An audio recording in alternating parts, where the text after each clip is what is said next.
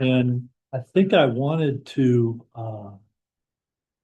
actually stray a little bit from the agenda this morning or this afternoon, evening, just to recognize the passing of John Statler, which I think everybody must know. He passed away, and I don't know how many years he was on the planning board and all the things that he has done in town, but I I don't know whether he can be recognized at town meeting or whether there's anything that we need to do, but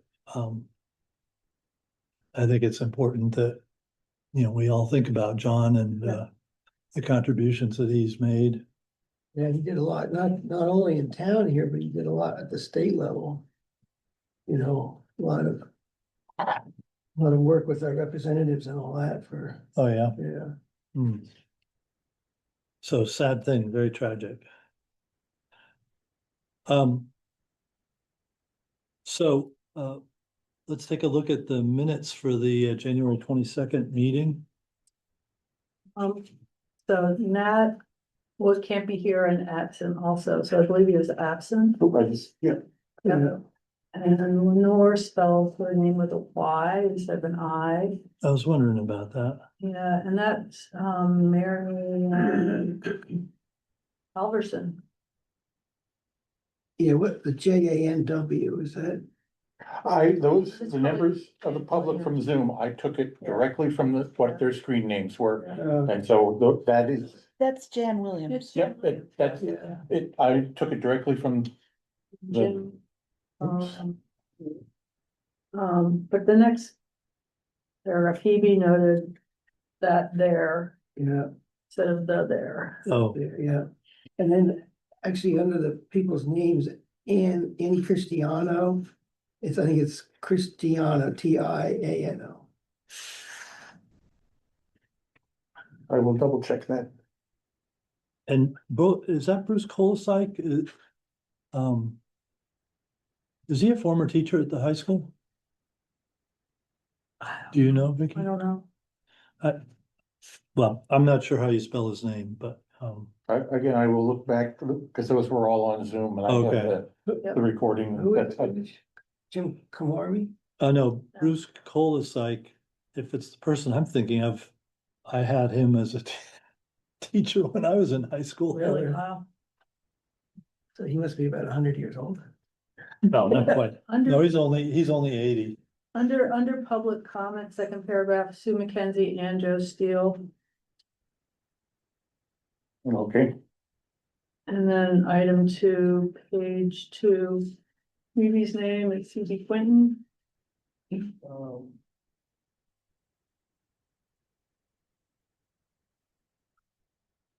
Right everywhere else, it's just. Oh, yeah.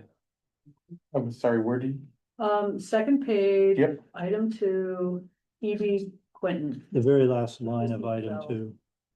That's a misspelling of Libby's name. Oh, I'm sorry, Evie, I apologize. And I also just noticed that I have 2 item 2s. Yeah. There's that. this is You can read also- number. Yep, yep. That's why I answered to Heidi and Phoebe. Is Liz Ryan Cole a Lyme resident? No, No, So do we have a policy on that? Do we let anybody? she's a landowner because she owns over at Pinnacle Project. Taxpayer, yes.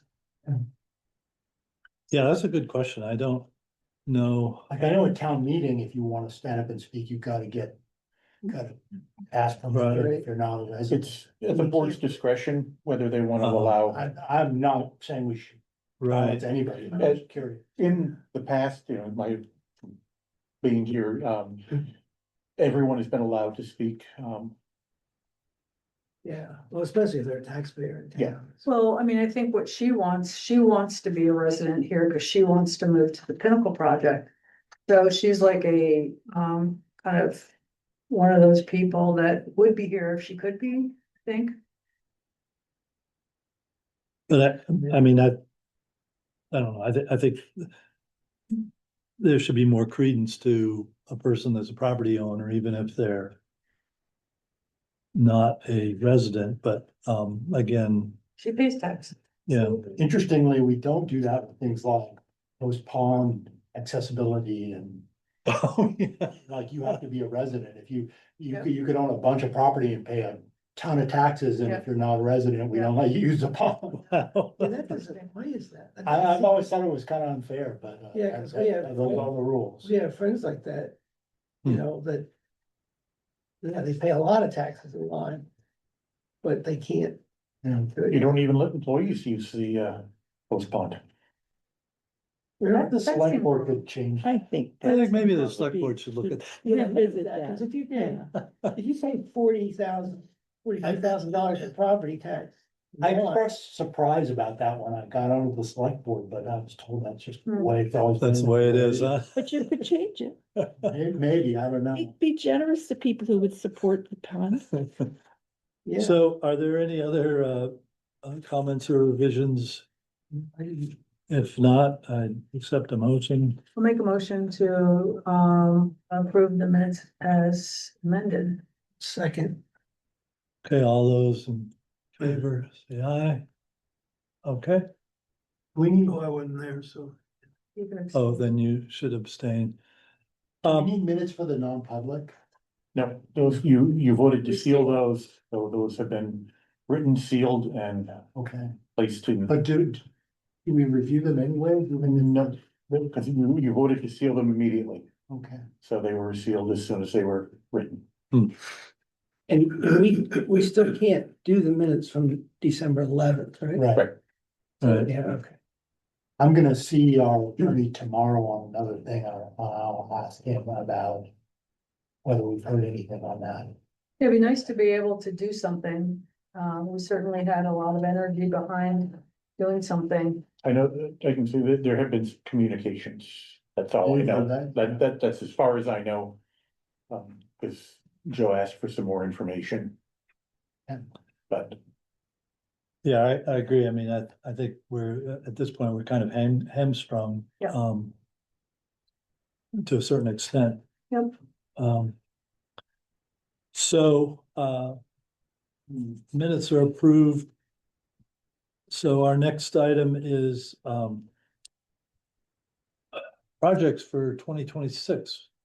What would we like to, what would we like to try to accomplish in 2026 that we haven't done in 2025, or that are new topics that we would like to tackle? I would like a housing chapter for our master plan. Yeah, that already on the docket. Well, I think we're going back to square one about what we want to do. Right. Yes, it is already. It's been there for a number of years. And that's, the survey was very much related to that. Yeah, and then there's some things in the zoning that would be nice to Yeah, clarify, which we started already, I guess. well, I thought, yeah, I mean, we've got two really important things. I think the work that you did on the, lodging accommodations, and then Phoebe's list of other, facilities that we don't address in our zoning, and need to say, well, how are we dealing with that? So those are good ones to start with. I think that they're great ones to start with, and gives us a little bit of meat to dig into a little bit. Mhm. Um, Apropos to that, I guess I want to say this now, I guess. I want to bring something up that we've already talked about, but I think it's very important to talk about. I had a long talk with Bill Malcolm a couple days ago. Cause he came over to our house because I was selling something and he wanted to look at it, but we got into all this discussion. And, he was saying that he feels that even back when Frank Bowles was the chairman of the CBA, they had asked the planning board for some input and some advice. And according, the way Bill Malcolm puts it is, the planning board just totally ignored it and just said, screw you guys. And I said to him, I said, well, Bill, I think there was a miscommunication. I don't think the planning board really feels that way. But somehow the ZBA he feels that the planning board is just totally ignored what, their concerns and questions they had about the zoning. So I think that kind of ties into what we're doing, you know, to clarify some of this stuff. And I think I said a year ago to Dave, I think I did say that we should have a joint meeting. Yeah, we should have a Yeah. joint meeting with the ZBA because it's crazy. I think are really not good to not work with them and have the two boards really on the same page. You know, because now, as Frank says, if they don't understand something in the zoning or it's not clear, they rule just the way they want to rule. You know, they don't, you know, they have to rule. They can't say to the applicant, well, you know, we can't tell you what. So they do it, but they don't really, you know, do it by the zoning because they just don't understand it. So, or it's not clear. So I think that's really something that would be great to do, to try to work with the ZBA some. So, and I said that to Frank, I said, we should meet. He said, yes. He said that would be good, but he thought that before we do, we should have a list of things that we wanted to talk about, which makes sense. You know, I think we already have that list, maybe some of it. And even if they have a question, they don't understand something that we think is totally clear, we should at least explain to them, you know, what we think and not just ignore the whole thing.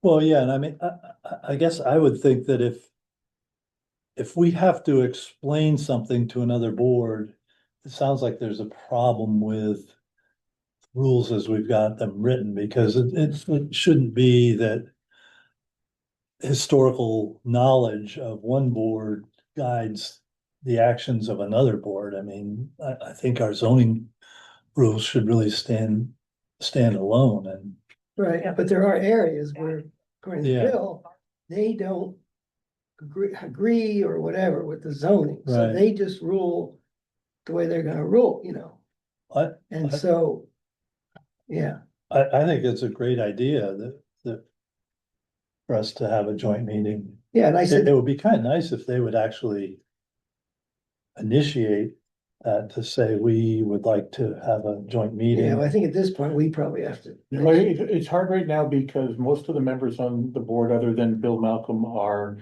very new.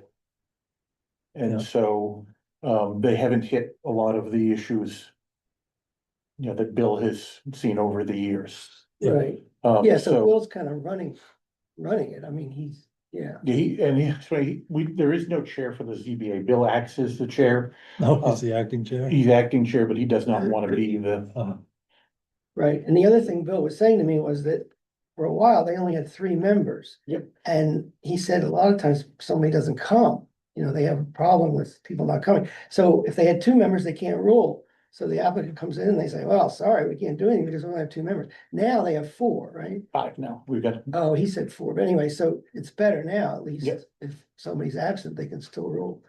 But that was a problem for a while. and I do have, there's one alternate who, if I can give her plenty of time and notice, she usually can come, but, you know, it's not a definite. Yeah. But again, it's hard finding people who want to serve on a Right. board. It's very hard. Yeah, well, it sounds like they've got enough now to Yeah. not say to too many applicants, well, sorry, we can't do anything because we Yeah. don't know.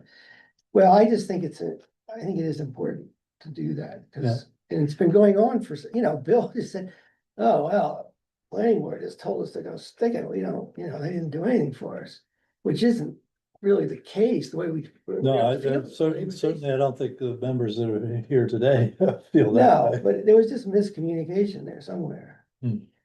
Members of the zoning board are appointed, right? Yes.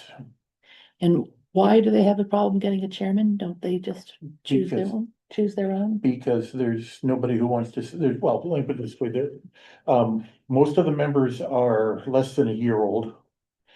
I mean, their tenure on the board is Yes. less. Yeah, they can't. Yes, thank you for clarifying. And Bill has, you know, years of experience. So he's willing to at least, you know, get things going and try to, you know, but the folks who are new just don't have the experience to, you know, run a meeting and. Yeah. Yeah, well, And what's the full census for the board? What would be a fully populated? 5 members and then I think up to 5 alternates. same as the planning board. Oh, so they have 5 members, or they have Yes. less than 5 members and some alternates? They have 5 members and one alternate who is available-ish. So, but they just recently got 5 members. Yes, they just recently. It would be Yeah. really cool if somebody on this board would volunteer to be an alternate at least there, so that we'd have really good liaison. I did, You did? I did volunteer. Oh, okay. Right? Yep, they refused to appoint me. Oh, They did? That is the select board. The position, there are 5 positions, 3 are appointed by the planning board and 2 are appointed by the select board. And it was a select board position, okay. so. Well. Yeah, but I mean, just between all of us, Bill has a little different take, I think, on the zoning. I mean, he was telling me that if something comes up that he doesn't think is bad for the town, what somebody wants to do, then they'll just approve it. Well, that's like not following the rules. I know, and I said, well, what about precedent? He said, well, that's why, Precedent, why we you have read special exception. this and I then you know, I do what know. it says. Yeah, You don't, if it's good for the town or not. right, but that's Ridiculous. the way he feels. Or if you like the person, I mean, that's not the way No. they should have. Well, Yeah. David, do you attend the Yes. zoning board meetings? So what is, what is your take on what he's saying in terms of they're just doing whatever they I feel like? don't I mean, quite you have a, agree with that. Yeah, well, that was Bill. Yeah, I think, the majority of what goes to the zoning board are special exceptions. And there are rules for what, makes a special exception, acceptable. What criteria that you have to meet. And the board does review the criteria.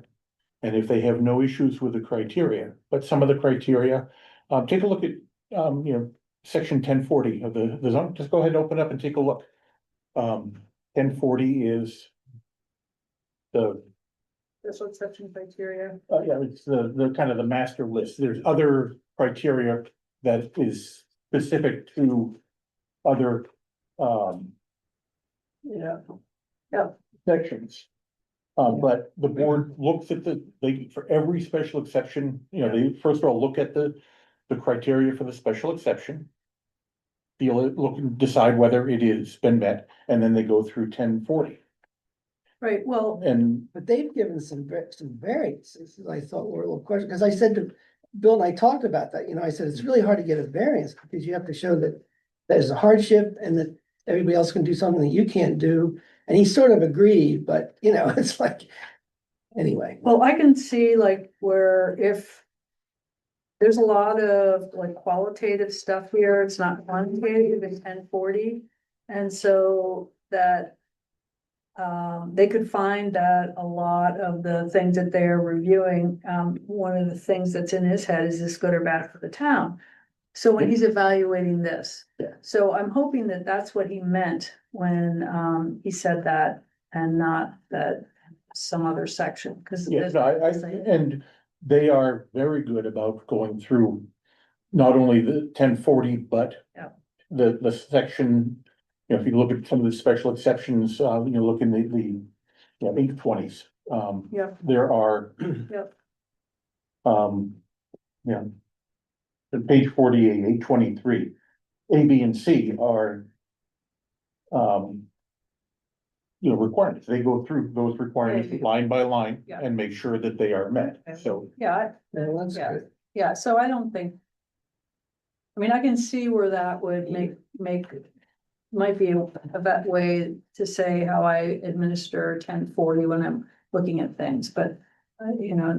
Sounds like he really doesn't do that, even though that's what he So said. he said, yeah. I mean, and there's. As Vicky mentioned there, whether it's a quantitative or a qualitative criteria, I mean. I'm looking at words will not significantly, Right. what does that mean? Yeah. Something is in harmony, what does that mean? I mean, that's kind of in the eye of the. Yeah. The member who's Right. reviewing it. well, does this structure of special exceptions that's not exclusive to Lyme's ordinances and. I don't think so. And I would imagine that most of these criteria are very similar from town to town. Mhm. So it's just something that has to be dealt with. Yeah. And like that, they are very good about, that they will actually, say, okay, now we'll sit and we will read 1040, and everybody sits there and, silent reading time, and they go through and say, look at these, in relationship to the application, and see if you have any issues with the application and 1040. Right. Yeah, I think the real problem is parts of the zoning that they don't think are clear, that they don't really understand, or don't have a good feeling about what it actually says, what it actually means, I should say. Ag soils, Yeah, I'm gonna hammer you again on it. yeah, so Yeah, the anyway, ag that's soil what, section does not make sense.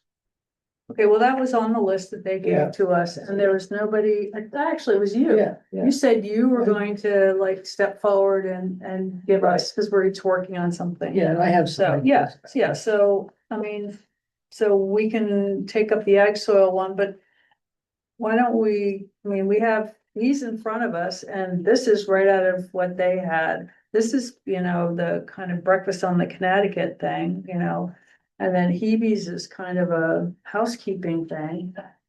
Yeah, I was just spitballing. I thought, put it Yeah, down well, and then, Yeah, I mean, yeah, but Yeah.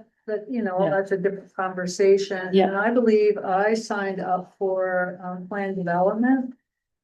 And I was hoping that I could use whatever, if we ever use the survey, because there's kind of stuff in there that's related to plan development. I have not looked at the results that were tabulated on that yet, so, I would like to see what the outcome is of our lawyer talk and then check that thing out, but so I signed up for that. So those are some of the things. So we got ag soils, the plan development and this Right, work that's already been done. I don't think we should wait for a meeting with them to work on what we've already kind of prepared. right, Right. but at some point, when Well, we figure out they- that we should meet with them and explain, tell them what we're doing.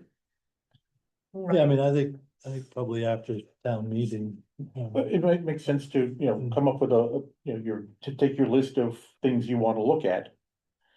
And, then say, we wanna meet with the zoning board to get your take on these issues. I don't even think we should wait for that. I mean, we should like Well, I think, access wait, some of yeah. this stuff and show them what we think. It's a much more productive meeting. They can respond back to us and say, well, that doesn't That's- solve our problem. Yeah. That kind of thing, or that really wasn't a problem for us, like maybe the list of uses isn't a problem for them, but I think it's a good housekeeping thing anyway. Right. And I think they have to be as baffled as we were about how Breakfast on the Connecticut got to be where it is. They had to sit with that. It's not, so Nat's work is Yeah, well, hoping to. yeah, one of the, rest on one of that. the things Bill said about that, with Lauren, they were hung up on, there was no definition of radius for the driveway. The turns. So they were all hung up and they didn't know how to take care of that, and I guess Lauren, who's an engineer of some sort, Mhm. came up with, told him what he thought, and I'm they not went with even that. talking about that. I'm talking about how did that become a residence, Oh, right, but I just mean, not a transient lodging Right, right. accommodation. but anyway, that was just what Bill, it was one of the things they were hung up on with the Mhm. zoning, because there was no definition of radius, so they. Anyway, Well, then you just go to Webster's and look Well, up. that's what they did. They went to an engineering source Yeah. and Yeah. the source said that it would meet the criteria. So that's, yeah. they used I said, well, the fire department should have some say, well, they had Mike Kinsley in the meeting, Yeah. and Mike Kinsley was, because that's what really matters, I think, if the fire trucks out. right, Mike Kinsley was very happy with the definition that they used, and Yeah, so. anyway, that's a minor point, but. Well, I'd also like to throw out the conversions as one of the items I'd like to see the board just in and clarifying. You know, you say you want to be able to use a old building, but then it's so restricted. You know, is that what the board still wants to? Well, we have that whole issue, depending on what happens at town meeting with respect to the warrant article that's. Yeah. Petition warrant article from the That Pippin. yeah, from the Pippin, so. Yeah. I mean, if that passes, then I mean, we may wanna jump in and try to make some changes so that. To address some of the Yeah, lack of clarity or Yeah. problems with that, and if it doesn't pass, I think. We expressed as a board a desire to them when they were in here for a hearing Yeah. that we would. Take something similar up and try to see if, so I don't know. Yeah. right, I mean, Yeah. I don't. You can't really say what we're gonna do yet, because you have to wait for town meeting, I suppose, but. Right. Right. No, it's, in conversions, do, um. Do we have any flexibility, because their amendment talks about adaptive reuse and, I think that's. One of the things that's of concern to many people is. How much of the original structure is gonna remain after the conversion has been. Completed. Does the planning board have the right to dictate that Well, no, in the rules? no, you would propose changes to the zoning, and that would go before town meeting, and it would be either approved or disapproved by the town. but we don't have anything that says, oh, the building needs to look like it did. Or it needs to, There's absolutely nothing in the zoning there's that, no design. Right, but can the zoning address that? yes, So it can say. You can modify all four sides of the building, or you can't do any of that, or you can do somewhere in between. Yeah. We have, that's The zoning- allowable, that's not an architectural thing that. Apparently planning boards don't have the right to. What's in the zoning? We're talking about zoning. Yeah. So. yeah, I mean, if the town zoning passes has it, to then. say something, but. I mean, what we really want is the building to be reused. Right? Well, the building, not the building footprint. I mean, you don't Right. just, Yes. you start with a building and then you tear it down and then you Yeah, well, modify the that's- footprint. yeah, That, that's not that really doesn't seem like conversion. that's a conversion in my It's not a mind, conversion. No, but it, No, you wouldn't think it would be, but.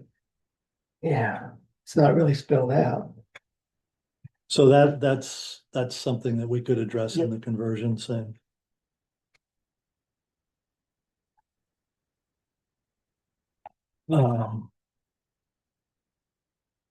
But certainly seems like that's a fairly decent list already. yes, I don't know, then we'll get done in a year. yes. Yeah, sadly. Right.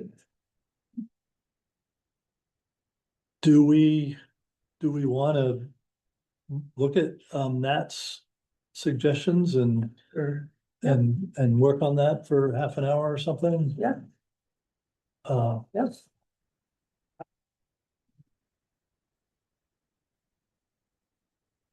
so one of the things that I just wanted to throw in was, the campground, this is from Hebe's list, campground and hostel. Need to fit in somewhere in that scheme. So, I've moved them over into part of lodging. Cause there are campgrounds where people pull their RV on and, that's where they stay. So, like in Orford on the river there. yeah, like in Ruston Nest over in Thetford. I mean, there's, and there's nothing wrong with it. I just think we need to anticipate that. And then hostel, I wasn't quite sure what a hostel is relative to in hotel. And what's a hostel and how's it different from? Well, I mean, this is just the practical experience of a hostel is quite transient and sort of shared dormitories. So that's not really, Shared rooms, shared bathrooms, right? Exactly. I mean, I'm just thinking about the, so that's the like. AMC huts and are essentially hostels, and when you Mhm. hitchhike through Right. Europe, A that's bicycle, when I was a exactly, teenager, I did a hostel trip on a bike and then you just stop every night at it. exactly, and there's usually breakfast. So shared, But it's usually only for one night or maybe two. Well, I mean, you can stay several nights Yeah, if you but want. not more than 2 or 3.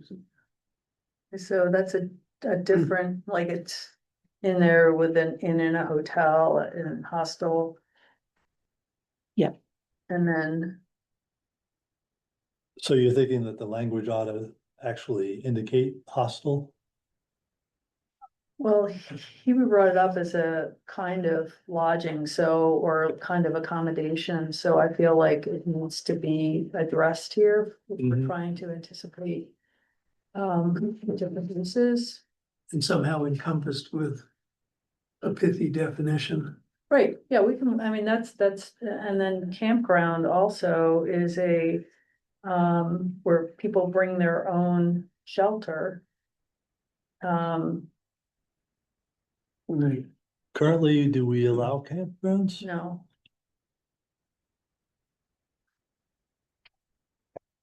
Yeah, because if they're not in the list, Yeah, they're right, yeah. But we do allow, I think, campers for people that are building a house or something. I think I've seen that. So the two things, if, a camper is. Or an RV, and that's, again, something that probably, if you look at the definition of structure. It includes an RV, I will take, in my opinion, as zoning administrator, I'm gonna call a camper an RV. That's, whether it's towed, whether it has its own motor. Towed or self-propelled. Yeah, I consider it all an RV. An RV can be used as a house, as a dwelling unit, as long as it's permitted. It has, it's considered a structure and it's permitted as a structure. The only caveat to that, When Home on the Connecticut was talking about it, that was, they're using tiny home. yeah, but there was something that was kind of But it like is a RV. trailer. It was a trailer and they wanted to, so, we were talking about tying it into their water and sewer. Yeah, which Right. to me it's no longer really it's not. If you're gonna have a permanent electrical connection, an RV is going to have a temporary connection. Right. Yeah, because an RV can be moved. And then taken away at any time. Right. And there it is. Yeah, and when does a camper become a mobile home? Yeah. Yeah, that's, so up here, you see a house that's still boarded up, it had a fire. Mm. If the owners.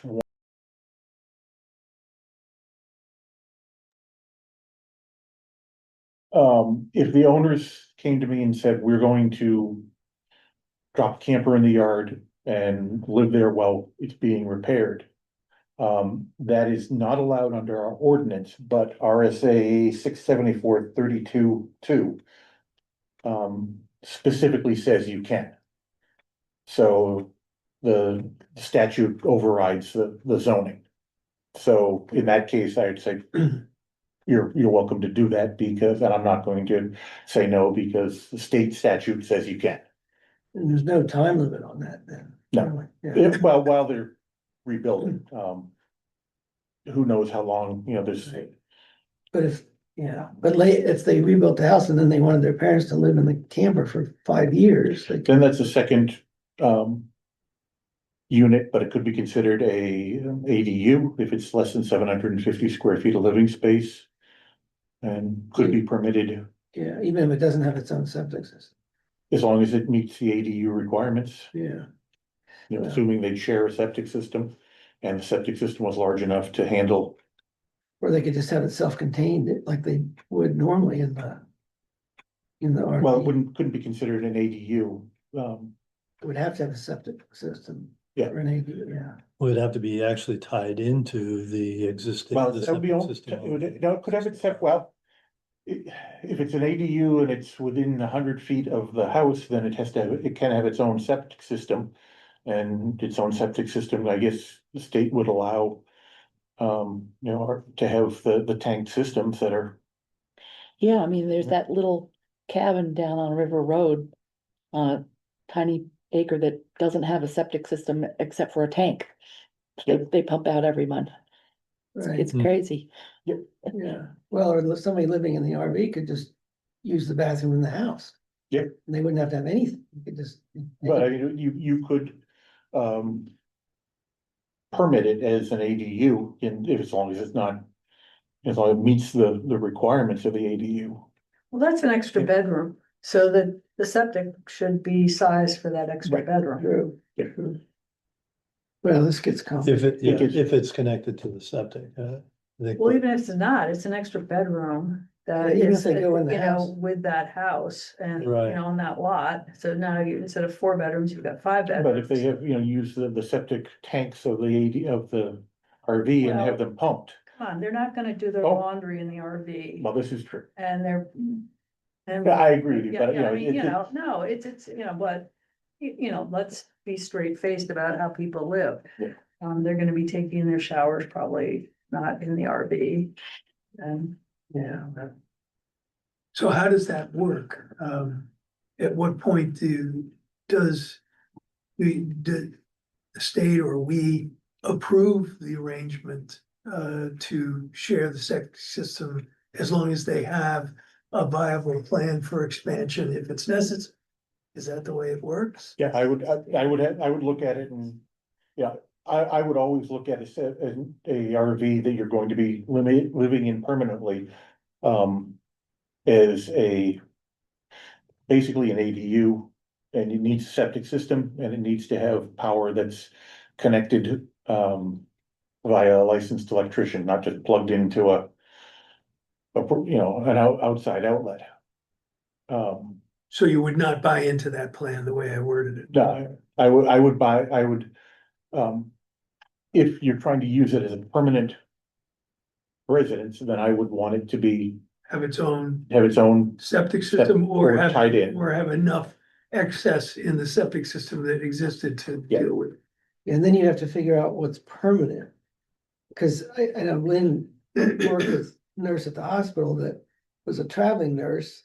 And she would travel every 6 months or 9 months and go to one of her kids' house, put their RV next, and live there while she worked at a hospital and then went to the next. So they were there like 6 to 9 months.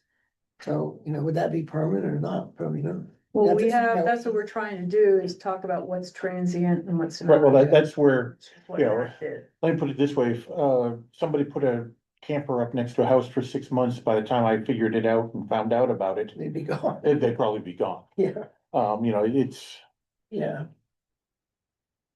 But we would want to try and permit that if, if somebody was living if, in it, if it was more than 6 months, they didn't have an end in sight. if they didn't have an end in sight. Then you'd want to permit that, and permitting it would involve dealing with the septic. Yeah. Yeah, And and if they electricity, couldn't deal with the septic, then what? I We wouldn't say they're in violation. It wouldn't be an ADU, yeah. So ADU is the only way you can go with that. right, that's the only, because, you could come to the planning board and under, plan development, say like a second house, if it met the requirements, and the board could approve a second dwelling on the property, and, so that's another option, but those are really the two ways of getting, it's either an ADU, a conversion, or the planning board approves it under plan development. Well, it says here that it won't be a subdivision. Yeah. A single attached. What page are you Well, on? I'm looking at 22, 23 is where our ADU stuff is.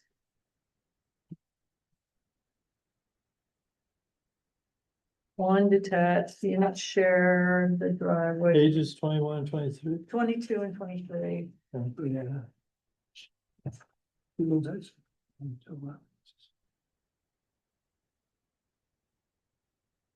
So it's detached. The VB, Yeah.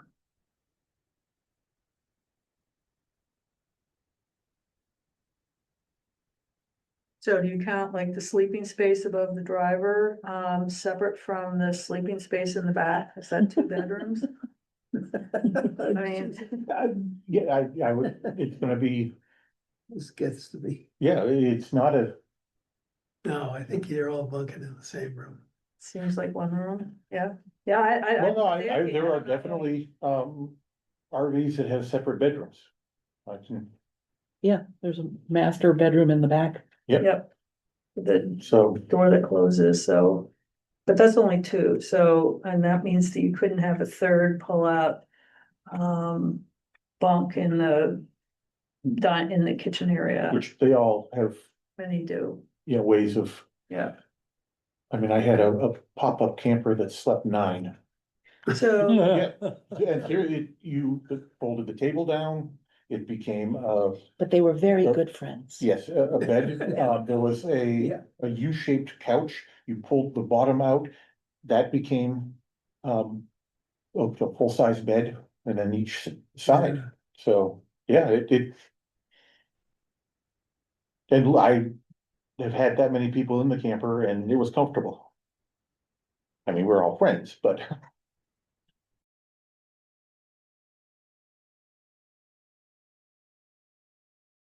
150 square feet, but Yeah, so I would look at the camper, you know, again, if you had this, one of these mega motorhomes.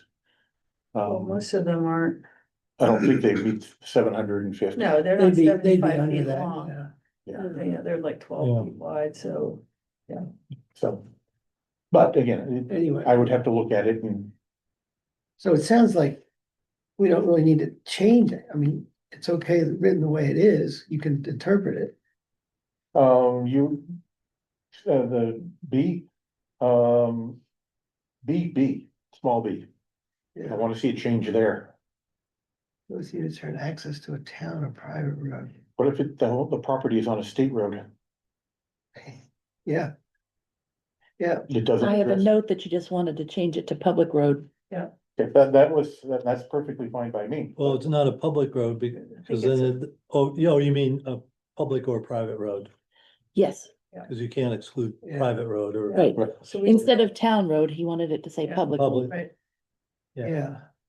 Or you Public could both or use share access, period.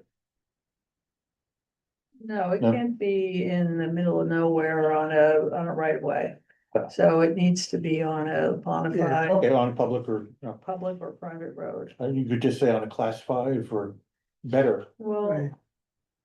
private road isn't that, that's true. so we Yeah. need to say public or private. road. Okay, anyway, that's. Yeah. Yeah, well, David, you can make a note of that, and then that would be That's something that something we could Easily have done, a petition, you know, we're not we gonna next town petition, meeting. yeah. for what, yeah, do we have to do, yeah, I'd have to do a petition zoning. board. No, it's not petitioned, it's recommended by us. Yeah. And we'll So we have don't our- have to have it voted.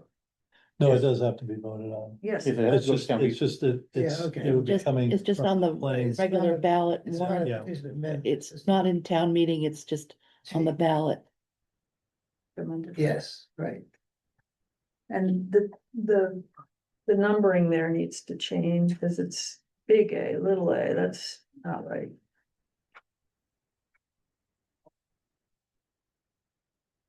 Yeah, it should go to Yeah. 1, 2, right, 3, 4, yeah, and then right, back to yeah, A, B, C. Yeah, so that just needs to be Yeah, swapped. those, yeah, that was before my time, but those were established state. Well, it's consistent in other parts of the zoning ordinance, that part just isn't right. The other thing I have a note is questioning 750 square feet.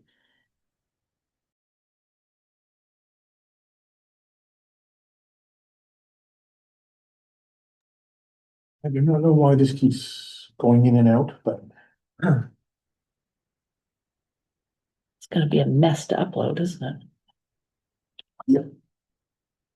yeah, hopefully it'll keep it all as the same meeting, but. No. So going back to Nat's So, hold up, do we wanna say what we might want that to be? The gross floor area?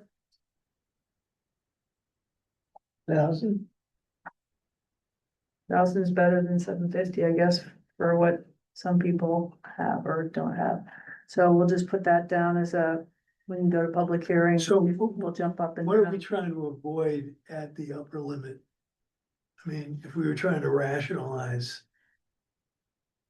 what an upper limit should be, what are we? It's too much trying to- massing on a lot, I think. I mean, my house is 1,100 square feet. It's a real house. I mean, it doesn't look like an accessory thing at all. Yeah, So we're trying to avoid a disproportionate It's just, I think for a small lot.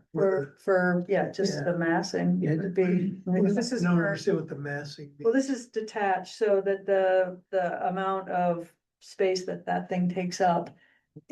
Doesn't look like it's crowded on the lot and, and that you've got, I guess it's crowding on. yeah, so you're not building another house the same size as the main, so you don't have two big houses on the same lot, I guess is what we're. Yeah. But you can have a big barn. Yeah, Well, so could this- we do that with a floor area? well, that Say that it cannot be more than 50% of the floor area of the main house Yeah, well, But but then that some gets, people- with a minimum of Yeah. 750. Well, some people get caught though. I mean, my house, I put aside the septic things, I should be able to have at least, one that's 750, not 500, just because my house is small, doesn't mean I. have to have right, a I think closet. that's saying that a minimum of 750, but up to, Oh, I see. up Okay. to a percentage, Yeah, more whether than- it's, would you suggest We've- 50%? Homes around here. Yeah, I mean, well, I don't say know, what's the 4,000. your house. Well, I was just trying to But- get at, if Yeah. you're trying to avoid a look of disproportionate, I mean, what we're trying to avoid is something that's very qualitative. Right, And so it does seem to me that addressing it, say, with a proportion rule, rather than an absolute number, Yeah, might work. Are Used to be with- detached ADUs subject the lot coverage Yes, they are. percentages? yes. So that's gonna keep that under control. yeah. So there- And it also has to be within 100 feet of the main house. So Oh, then, Yeah. if you could put it, 200 yards away or something, it would look different than having something huge right No, next. you can't, you don't, you only have, if you wanna go beyond If they're own 100, septic system. you have to have a joint septic, one septic system, they have to be attached together. If you're more than 100 feet. Yeah. so But you what if you're can, what if you are 100 feet or less, then you can have a separate system? Yep, then you can have a That septic. doesn't make sense. Well, it kind of is, it's trying to keep let's say you have a big lot. Lots of road frontage. On one side you have the house and then you decide you want to put the ADU. On the far side of the property, You'd have to connect the septic right, system. having to connect that septic system, you're going to make it, more difficult to. Place it away, you're trying to put the accessory structures close together. You're trying to keep them, the development together. You're trying to prevent it from spreading out. Or at least that's the reason for having the joint septic. I guess, but some, So that means that if the septic initially is not big enough, then you have to build a whole new septic system for the two of them. Absolutely. yeah, That's, that's, the one right up. On Route 10, they had to put in a brand new septic system. yeah, the and that's one of the Lopez's? problems No, about that, I because mean, That's detached. now you can within 100 feet, solve a lot of that right? distance problem. Yeah. And pumps are pretty common now. Yeah, and that's why I'm not entirely sure that the rule will accomplish what it's trying to do. I think back when zoning first came in, pump systems were a little less common. But nowadays, yeah, okay, you put in a big pump, and even if it's way uphill, you put in a large force pump and Yeah. away you go. See, one of the problems that people have with ADUs is that most of the septic systems that were built quite a while ago, there's no record of it with the state or anything, so. And I guess from what you've said, you have to prove, like if you do an ADU, so you have another bedroom or two, you have to prove that your septic system is able to handle that. And if you can't prove it, then you gotta do a new system. So it's. Which it's hard. ADU were you talking about? I'm talking about Christine Brown, or, well, Oh, here. Oh, I don't know. It just seemed to me that if we could define what outcome we were trying to avoid, it might be easier to establish a rational upper limit for size. 1,000 is still,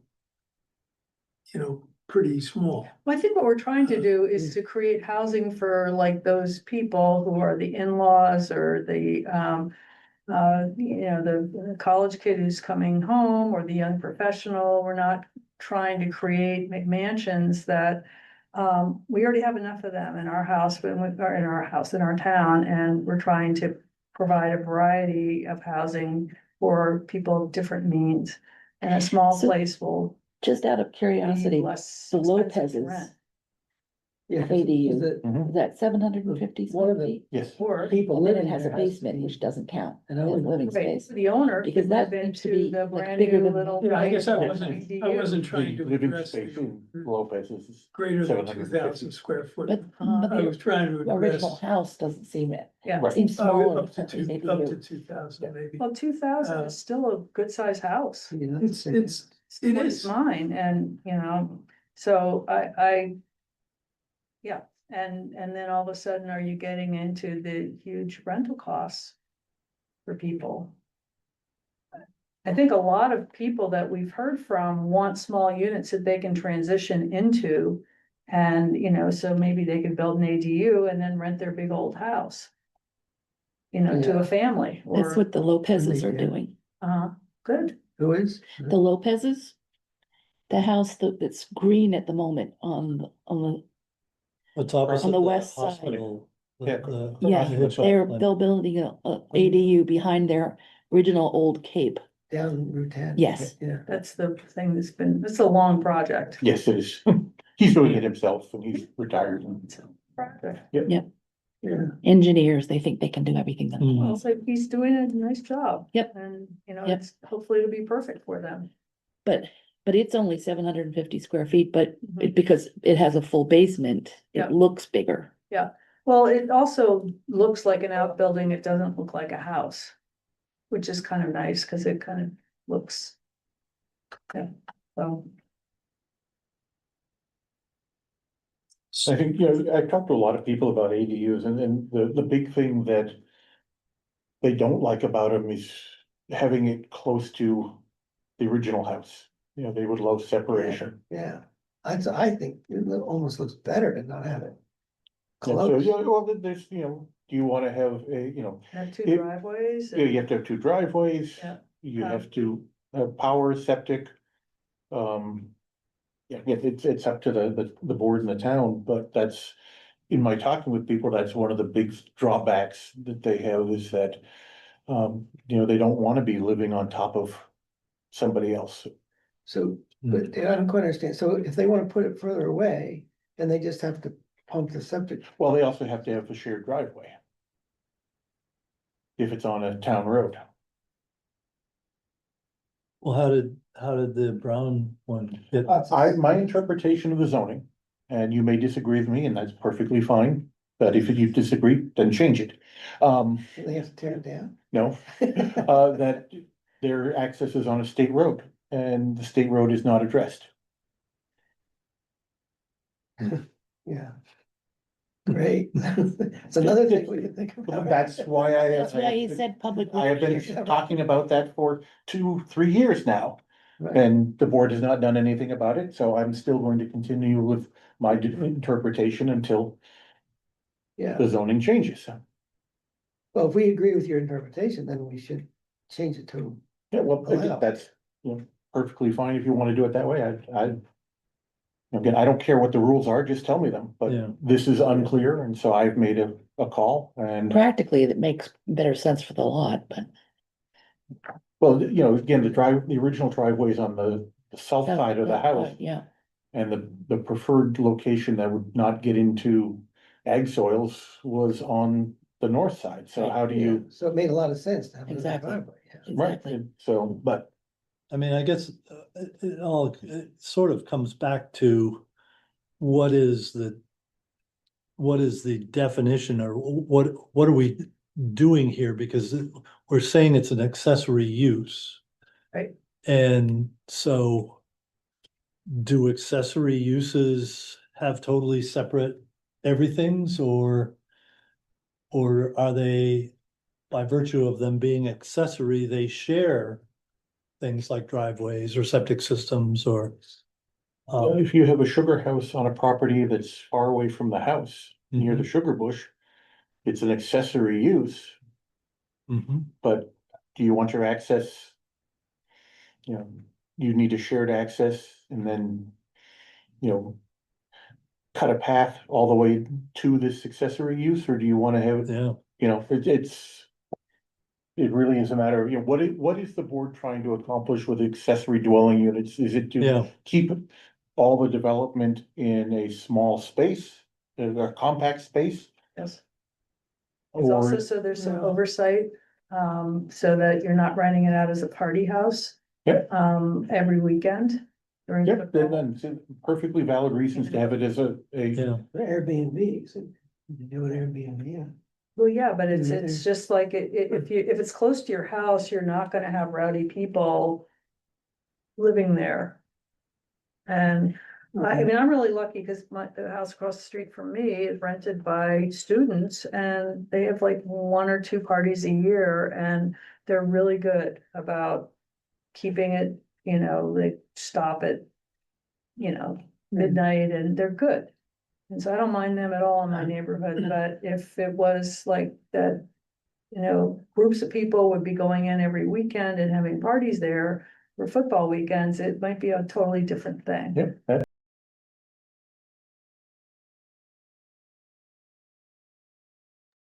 yeah. I tend to think that if we're wanting to encourage these, that you should be able to put a separate septic in or an auxiliary septic to accommodate the accessory use. Yeah, and I think we should think about increasing the size too. From 750. Yeah, I mean, I don't know, on the one hand, we're saying we want it bigger, and then on the other hand, we're saying we want stuff that's affordable and Right. people are clamoring about, well, if you go into White River Junction, you can rent places that have like 300 or 400 square feet and But they don't have to make it that big, no, they they can don't make it have whatever to. size they want, so if they were Right. trying to make it affordable, they could still make it 750 and Yeah, if they wanted to. Yeah, right. 300 or 400 square feet is pretty small for a family, Oh, it's definitely small for a family. right? Yeah, I mean, It's And- compact living for one person. right, I exactly, mean, you don't have But- any stuff. right. I mean, I guess I was sort of thinking, one way you could couch it is, okay, you want enough square footage for a comfortable and affordable 2 bedroom. mhm, And I think that would probably come in at around 1,000. yeah, cause you figure a bedroom's 10 by 10. So that's 200 feet just for the 2 bedrooms. And then, yeah, 10 by 10, well, well, that's a small bedroom. yeah, but yeah, everything should be smaller and, I mean, that works, I think, for Yeah. a bedroom. It's on the small side, but yeah, that was my bedroom growing up. yeah. Well, it feels like we've got some ideas here, but I'd like to figure out how we can like get something accomplished and kind of like put it aside or to be able to then have it ready and Um. Is there's something that if you propose something and an application comes in, what I'm asking is, do we want to get these things actually formalized individually, or do we want to just have them in a hopper and then we pull them all out? I think have them in a hopper and pull out, because if you go to a public hearing, as soon as you have that public hearing, then you have to put everything on hold until town meeting. So let's say you change the ADUs in March, have a public hearing in May, then anybody who comes to me for an ADU is going to have to wait. If I think it's if they're affected by the change, they have to wait until March. Has to conform, the more restrictive law applies, so if you're loosening things, they say we wanted to go up to 1,000 square feet. Then they would have to be stuck at 750 until we could go to town meeting. Right, So it's whatever the most restrictive is. yeah, Right. And it makes it, I think, really confusing to know what's, here's what's in effect, but even though this is what the law is, that's in effect, so I think it's well, it better. certainly sounds like we're loosening things up, which wouldn't really adversely Right. affect anybody, No. or shouldn't create confusion. I mean, they Right. just say, follow these rules Until town meeting. until town Yeah, meeting. nothing can Right. happen until it's voted. Well, those things, but if we're gonna have a public hearing on, bike shop being a new use. Well, that won't work. I mean, none of that, or, yeah. Public hearing on some of that stuff, which gets into short-term rentals and Right. that. So that puts an That- additional level of layer of Yeah, friction on, and we don't want that to be confusing. right. Okay, so it does sound like the hopper method would be Yeah. better. Um. And so we've got, I don't want to hold people too long, but we've got these definitions Mhm. of the transient and all the hosted and Yep. unhosted. Are people? The first time I looked at this, I got a headache thinking about all this. Yeah. But I guess after you look at them for a second time, or you let enough time go by, And then you just look these up somewhere, right? The state regulations? I look for references for the definitions. And I use the Hanover, mhm, zoning ordinances, liberally to try and figure out, what the range of things that are considered in Hanover. yeah, And I tried to not go much beyond that, except where, for example, we were already beyond it.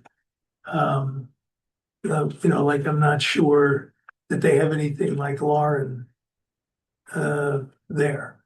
And so we had to try and figure out what does he fit, and Yeah, well, he's, Extended stay hotel lodging, really, yeah, something like that. yeah, Yeah, yeah. But- boarding- the boarding state's- house. but the state's calling it apartments. Right, because that's Right. building code, that's fire code. right. It's But not we our don't have to zoning. necessarily stick to the state. It's different, because it's a different set of rules. Right. So, I mean, maybe we should. I But guess, they- I guess we should address first. Should we actually? yeah, Should we actually stick to the state, the way the state does it, and try and make it simple and, Cause it seems like Lauren really does have apartments there. Wouldn't that be what it is? well, Yes. he doesn't have suites, like a lot of the rooms don't have bathrooms, so. You really can't call them apartments.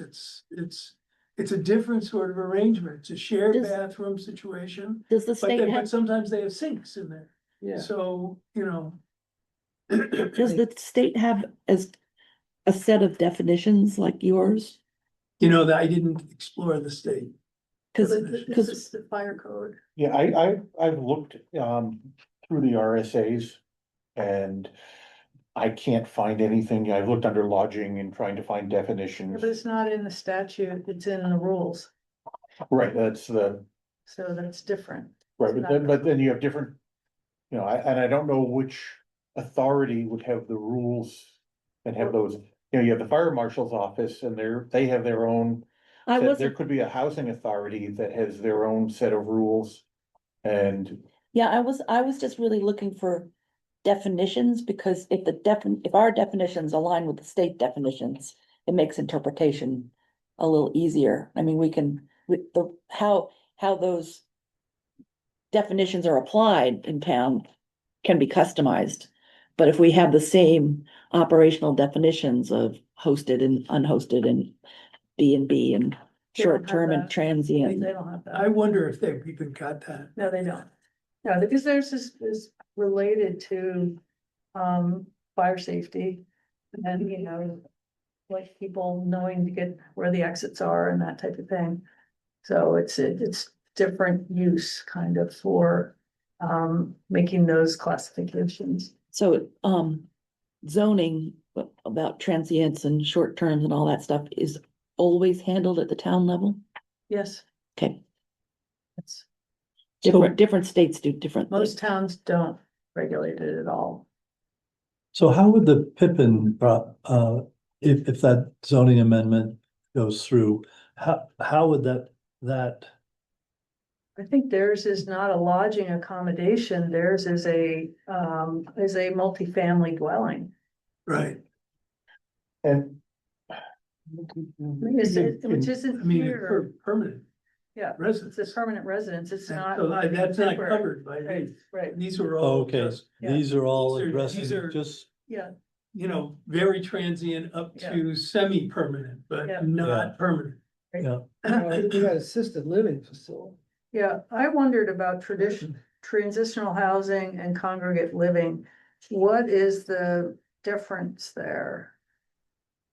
So, I mean, what I wanna do is I wanna combine things so that we have fewer things. So transitional housing and congregate living is actually kind of the same, that we would combine that idea. And, Well, transitional housing yeah, is usually thought of as like a halfway house kind of situation, where uh-huh, there is an end to the term. Right. Maybe it's pending improvement in the drug condition or something like uh-huh, that, yep, but it's yep, that's, There's an end. and I guess I thought that, I put that in there because I was thinking maybe that's what this thing that's, well, what where is UDS, it? The one, one right over Yeah. here is. oh, And then congregate living is more of a commune kind of situation, or, maybe what Rich Brown was envisioning, building in his. I don't think he would call his place a halfway house. No, the co-housing is a permanent situation. Oh, so I guess halfway house applies to both of these transitional. Yes, yeah, that's why I was wondering Yeah, if they're yeah, the you're right. same and if we could combine them, but anyway, I Yeah. think what he's Yeah. envisioning is, permanent housing, ownership and, yes, they have shared facilities, so. All the, hair splitting you did here, we can also do to permanent, so that we pull in. Multifamily and we pull in co-housing and, all that, but this is, the transient. Thinking. okay, And my one thing was, I think it's really important to talk about these short-term rentals and long-term rentals, but I don't know how I'm wondering if some of these are what Lauren is doing with more longer-term rentals. Like in his second from the bottom on the non-transient, non-permanent lodging, if that's what he's really doing. Cause he says he lives there, right? Hosted long-term rental. Yeah. So Well, he lives on the property. He lives on the property, so that is what maybe he would say he was doing. And the state has said he's got a multifamily, even though the occupancy and, Well, they say apartments, right? well, that's what the state says, but I mean, if we were to describe what he has, it's private or shared rooms in a post-occupied home. And he says that he gives them breakfast, right? He said that. I thought he did too. Yeah, so that might be kind of what he is. And that would be fine. I mean, I think, be able to like put people into categories and know that that's legit is a good thing. It's the conversion that I guess I have a problem, so he went from an inn to having hosted long-term rentals. So none of that's in our zoning. And so once we have these definitions and where do we think we wanna allow them? Right, Well, I gave a shot at that and Right. I had a Yeah, table. yeah, yeah, Right. yeah. Yeah, Well, you had site plan review for everything, Exactly. except for. Fill down. saying hostel and campground need to go in here, so onto this list. And I don't know, I don't think the way that Nat talks about a hotel, larger scale private rooms with ensuite baths may include restaurant, concierge and conference services. I'm thinking that may be too much for our rural district, but that's because it's a very high intensity use. Lots of Which- people which- coming in, lots of people leaving, and Which so- one were you saying? Hotel, Yeah. hotel, the lodging type hotel, maybe is not appropriate for our rural district. And, Right. but that's, everybody has their own opinion, we can talk about that, but that's the only one that I kind of said, nah, maybe not. So the Lyme Inn's not a hotel? It is a hotel, but it's located not in the in- Lyme Common Yeah, District, it's in It's the not in the Lyme rural Common. district. it's not in the rural district. Well, it's an inn, but I'm not sure there's a meaningful difference between. Yeah, That's it right. kind of, that even though they call it Lyme Inn, I think it fits the definition of hotel. Well, we have a residence inn, which is. Yeah, they. Yeah, it is, Corporate, it is small scale. They call it an as inn, but opposed to it's a larger scale hotel. like a hotel. I mean, they've got the conference room in the basement. They've got the restaurant. It's not like somebody's back in the kitchen making pancakes for you when you come down, kind of in. So David, right now under the zone, you couldn't build a big facility in the rural district, right? I mean, if somebody wanted to build a, Lodging accommodation in the rural district? yes, Yeah. We want to do that, what was that place, the 11 5 up on 8 Hill Road? Wanted to turn it into a Oh, equestrian camp or something, and oh, and they got a couple hundred acres, it's a big property and it's set back, but mhm. I think we told them they couldn't, or a lot of it is before my time. but- Yeah, site plan review for Well, they- lodging and. they've been here accommodations and in the built a- rural district. Yeah, Plans to build a big guest house. Yeah. They've so I guess you can do it. recently, yeah, well, cause they have I think enough. this was a land out. prior owner. okay, There's a But- prior owner who I was told, Yeah, that maybe you would remember, they wanted to, do like an equestrian camp for Olympic horseback riding. Yeah, it was a business. I Was it think. George Hanna, that No, it was after George, the person that bought it, after George, after but George, and then they sold it. So- to- Yeah, people pretty had much it. I Yeah, she was Yeah, like Dartmouth. copied I just here. basically Yeah, copied it. yeah, She was yeah. a big And now athlete I at Dartmouth, and then I one see day, how I got Yeah. to it was this. really gonna be a No, that's fine. business. I'm I just think, asking, right? is that appropriate? I'm not so sure myself, but Yeah, I mean, maybe like, the beautiful big house and all the acreage is the perfect place to have a hotel and conference center and lots of people coming, but in that, a lot of those places are on dirt roads and I don't know if we want that kind of activity, but there's Blueberry Hill Inn in Killington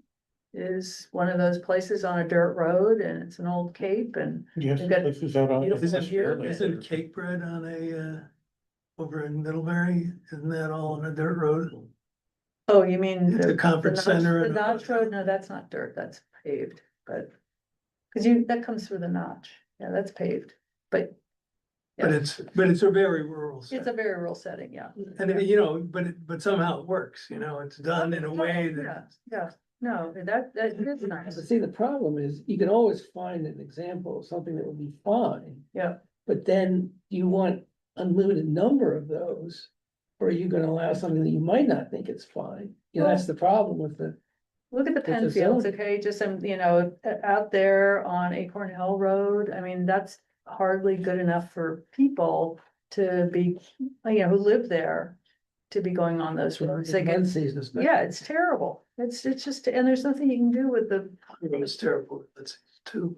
is it? I didn't know that, okay, well, okay, 8 so, inches, is yeah. that terrible? wow, that's a lot of Yeah. much, yeah, yeah. So, I mean, that's what we need to think about, I mean, cause if we say, oh, we want that type of thing in, in the rural district, then.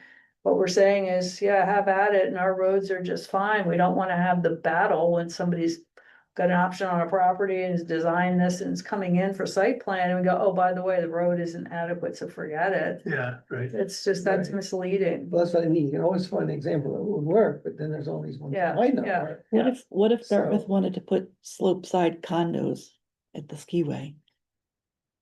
Well, They would do they it. have a special, It says no. they have their own district there. Yeah, but Nat has put in no for that. I was I just, think that's fine, but to be a no. Yeah, you know, once. It doesn't matter what we say. They'll do. I don't know, they got do what they want. their parking lot got severely kiboshed with the guardrail there, that. No, their parking lot didn't change. They just are not allowed to park in the road anymore. Right. Right. boy, people are mad. It's so funny. No, Well, the It's basic problem hilarious. is they don't have a big enough parking lot, and there's no way they can Yeah, the expand. planning board approved it. That's the whole problem, right there. no. Yeah, we went out last year to one of the races to see some kids when you race. We drove around for 15 minutes trying to find a place to park. And fortunately, somebody just one person pulled out, so otherwise we wouldn't have had a place to park at all. Well, I mean, they used to have a parking attendant. Yeah. And they've cut that position, and that was what made it possible. And then it's an unpaved lot, so you have no line markers, so Right. people park all higgledy-piggledy in the, Take up 2 spaces. And exactly. you sell limited tickets online.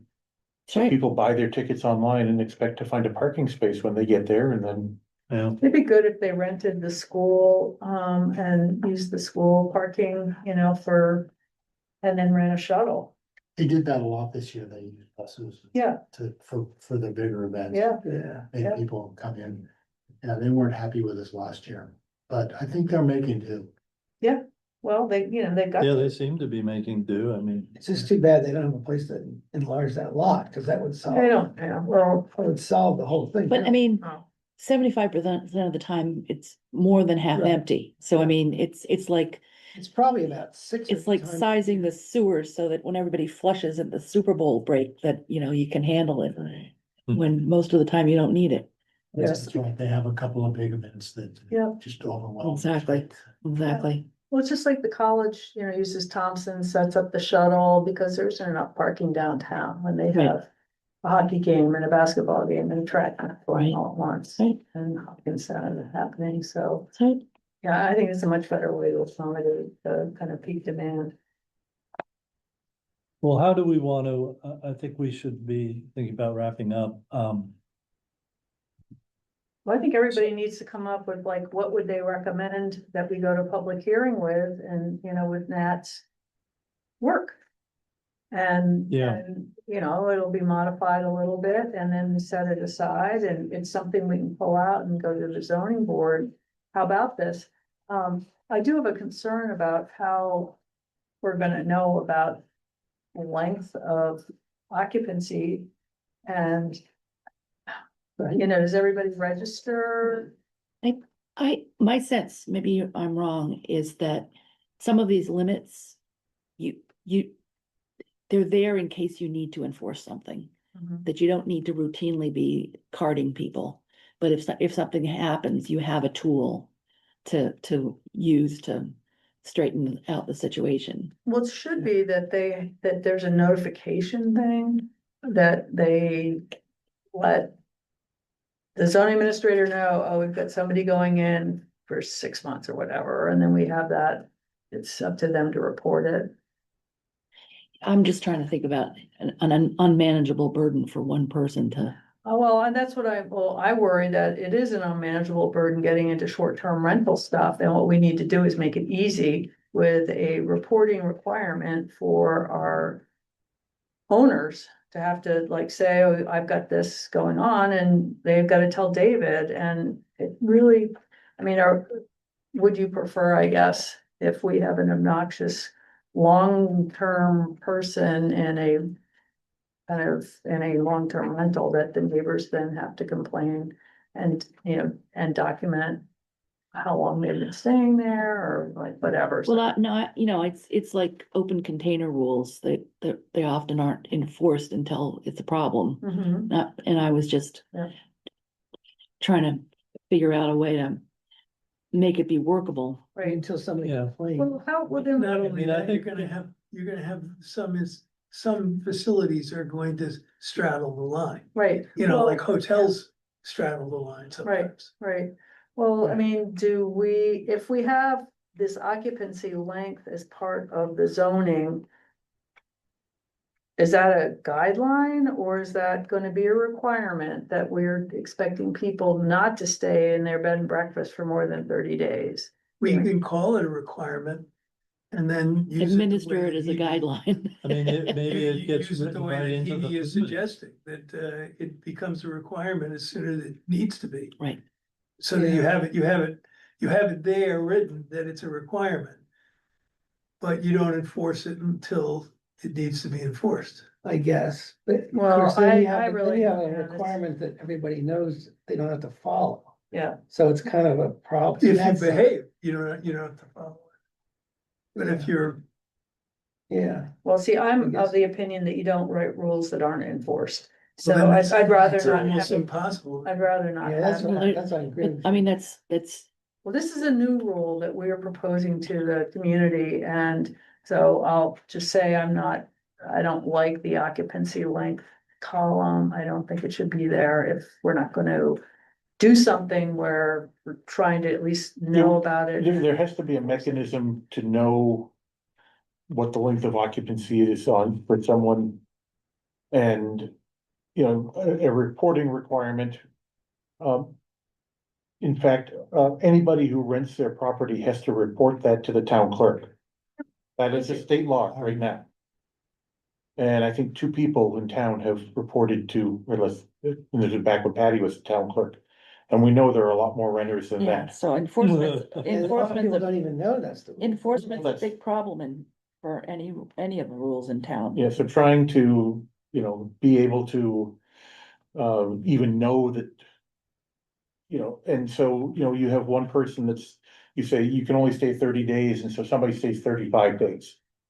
And then leaves, Or they stay 30 days and move out for a day and then come back. right, or they stay 30 days and move to a different room. Fine, they are following the rules. Yeah, but, That's fine. If that's what our rule is. So, but it seems to be, there has to be a mechanism that I can know what's going on. I'm not sure what that mechanism would be. And Well, it's- you you would, mean you on would, the individual level or on the statistical level? Well, whatever you decide is a rule. If you say you can't stay here more than X number of days, I need to know whoever, every single person and how long they're You staying. need to know on an individual level. Oh, no, yeah, because that's what the rule says. Yeah. but I'm just gonna say, you can but- characterize the Data place registration. statistically. but there's just by there's now. gonna be a relationship between whoever is the renter and the manager or owner or whatever. And so anybody, I mean, it would be able to audit that agreement or the bills being paid or something like that to be able to establish how long Yeah, somebody was who's there. gonna do that? Dave, Well, you're gonna need to get me another part-time person. Well, I just asked Vicky what they didn't have. Never- Trying to enforce that, Never they. add that to everything.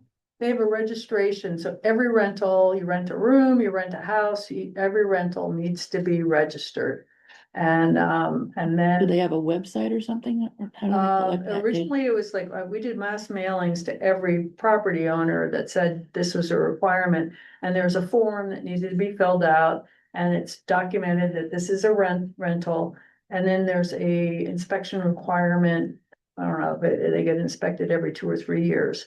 And And who does? the fire department does, because all they care about is like means of egress, the smoke detectors and the carbon But monoxide. but it's not worrying about length of stay. Okay, that's initially when we get going. The length of stay is regulated by the zoning office. And I don't know exactly functionally what goes on with that, because I Yeah. was just there for the setting up the registration and getting everybody Yeah, to have safe.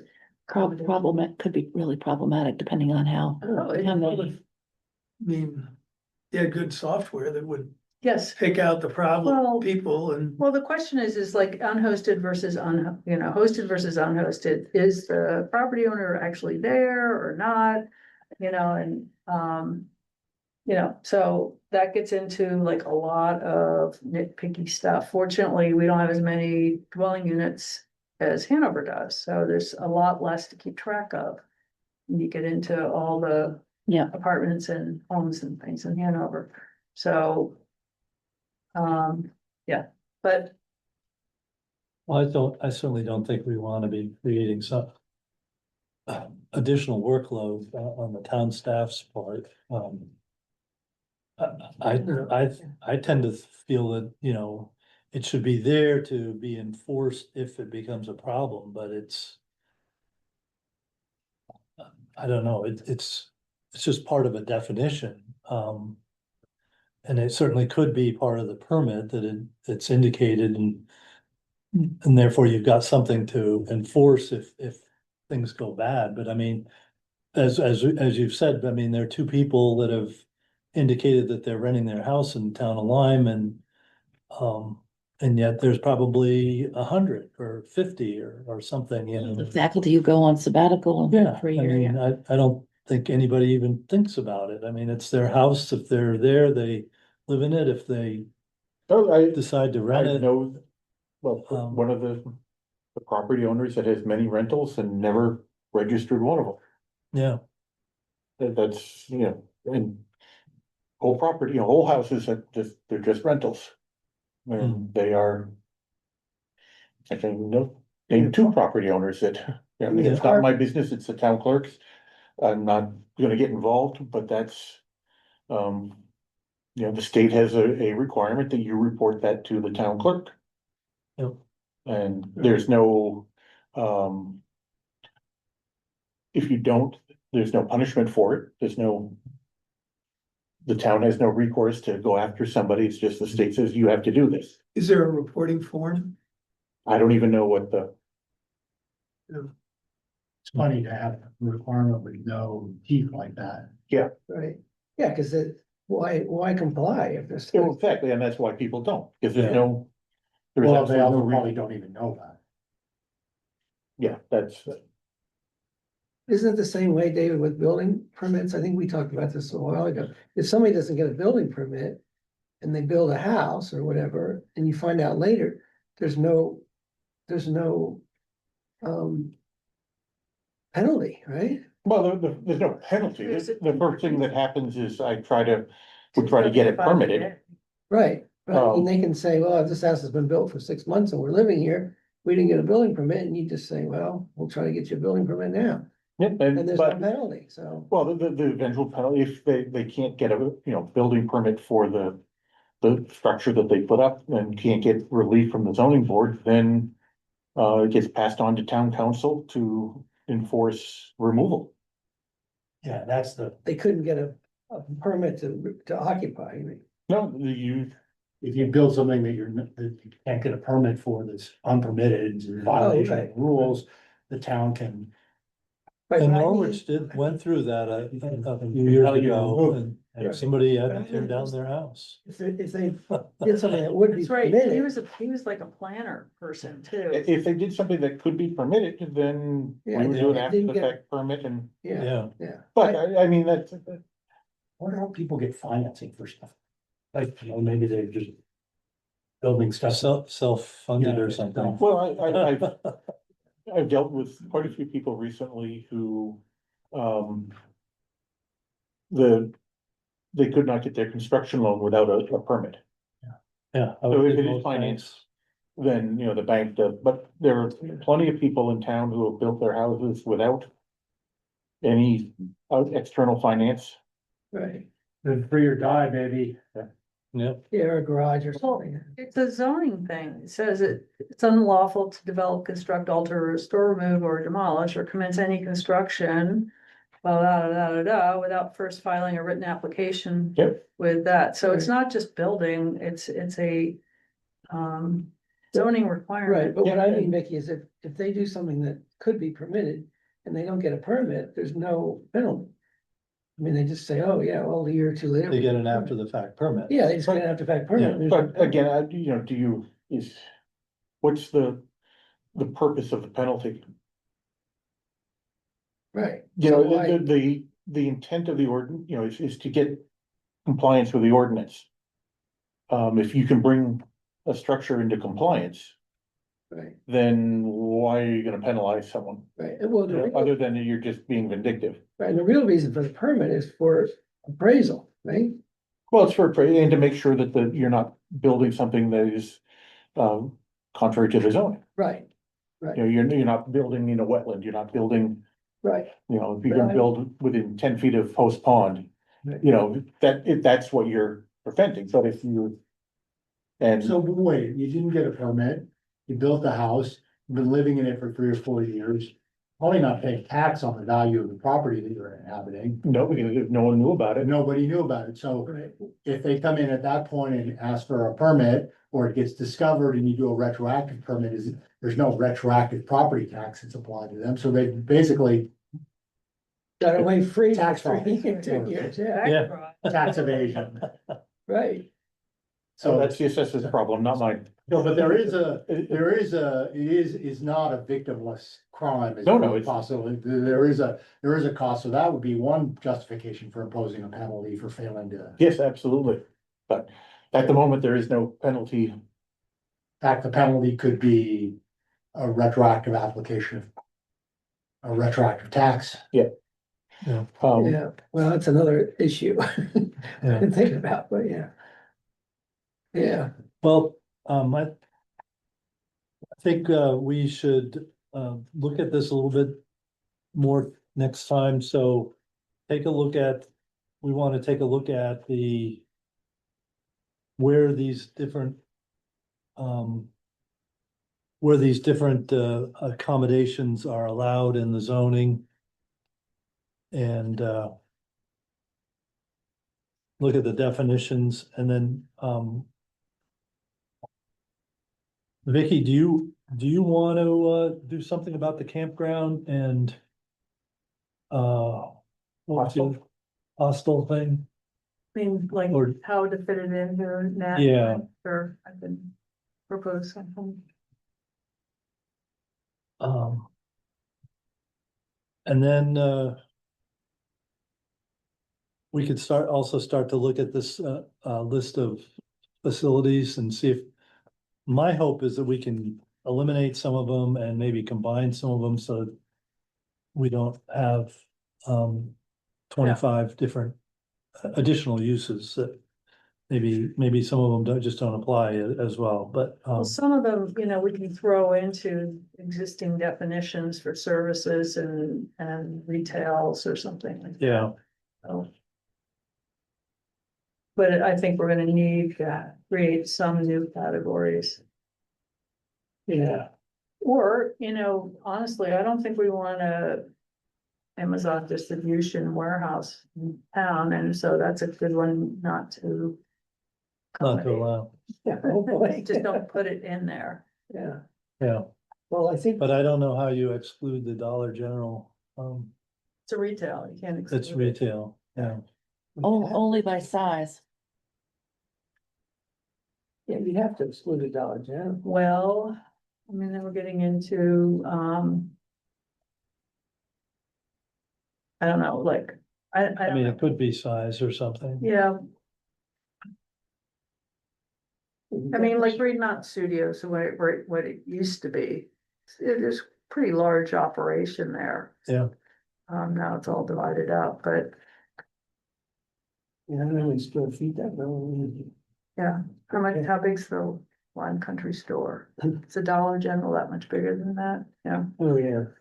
Yeah, just hop on up to Fairleigh. I don't go, so, Yeah, Well, there was, and Edie, I think you had one oversight, you didn't have an adult bookstore. That's just retail. That was definitely. an That's just oversight. retail. but it seems like a lot can go into retail and then Yes, a lot can go exactly. into service. Exactly. I was trying to think of everything that we, Mhm. you know, and then group them. Yeah, and then a recreation category, indoor recreation and outdoor recreation. Yeah, so I think we can do that, but we don't do that, we don't need to do it. okay. We have a motion to adjourn. I move. Excellent. Um, So this is your next to last meeting. I guess so. Well, I didn't formally say, but I guess everybody knows I'm not running, and then Jeff Valens is gonna take my place. If he's elected, I did not know that. He's running unopposed. if you have writing candidates. So, Sure. so the thing is, if you don't want to vote for Jeff, then you write in Penn. Yeah, Yeah, that's a good idea. no, I think Jeff will be, I think he'll be good. He's a nice guy. Yeah, I mean, yeah, I've Just heard get good tired? things about him, but I No, know. he's in the. yeah, I always said when I was 80.